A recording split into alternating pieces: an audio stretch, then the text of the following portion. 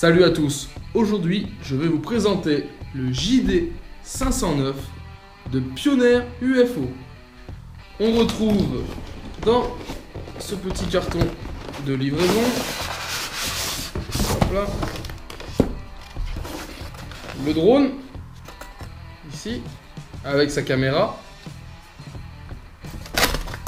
les 4 protections d'hélice, un sachet avec des hélices, le chargeur USB, 2 tournevis et une embase, une notice d'utilisation du drone, une notice d'utilisation de l'application pour smartphone, le support smartphone qui viendra se mettre sur la radio et de l'autre côté la radio du drone.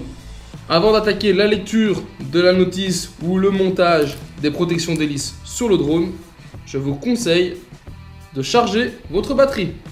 Ce drone donc fonctionne en 2.4. Il est équipé d'une caméra avec un signal Wi-Fi. Il vous faudra donc télécharger l'application pour votre smartphone ou votre tablette. Il est capable de réaliser des figures 3D.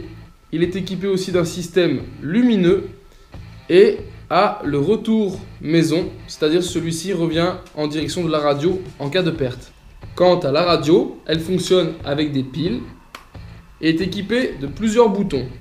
Donc ici en haut, le bouton Turn qui vous permettra de faire des figures 3D. Ici en haut à gauche, le bouton Speed qui lui vous permet de passer du mode débutant au mode expert.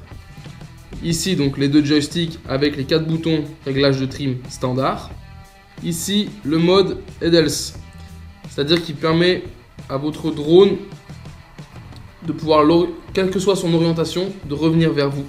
Ici le mode pour prendre une photo, en dessous le bouton pour prendre une vidéo. Ici en haut le EK Return, c'est-à-dire que le drone en cas de problème reviendra à la radio. En dessous, le bouton Light qui permet d'enclencher ou pas les lumières. Et en dessous, le bouton On-Off. Cette radio est équipée d'une petite sécurité. En effet, pour démarrer, il vous faudra croiser les joysticks vers l'intérieur. Et pour l'arrêter ou en cas de problème de perte de drone, les croiser vers l'extérieur. Donc, je vais procéder à l'installation des différents éléments. Donc, par contre, je ne mettrai pas les protections d'hélice car moi, j'en ai pas besoin. Les hélices de rechange, pour l'instant, je n'en ai pas eu besoin. Donc voilà, il me reste le support pour smartphone à installer. C'est tout simple. Il vient se mettre ici sur l'antenne de la radio. Vous amenez la deuxième partie derrière. Et vous n'avez plus qu'à visser à l'aide des vis qui sont fournies dans le kit et du tournevis. Et voilà, le support est installé. Pour votre smartphone ou votre tablette, c'est simple, il vous suffit de télécharger l'application Exploration UFO. Voilà, ici présente, vous l'installez, puis vous l'ouvrez et il vous suffira de connecter votre smartphone, dans mon cas, à votre drone. Allez, après toutes ces explications, c'est parti pour un vol d'essai.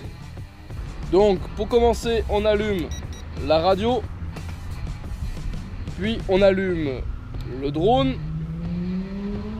on vient ici, pousser le bouton vers le haut, voilà la radiocommande bip, elle est prête, on engage les moteurs et on appuie sur le bouton start.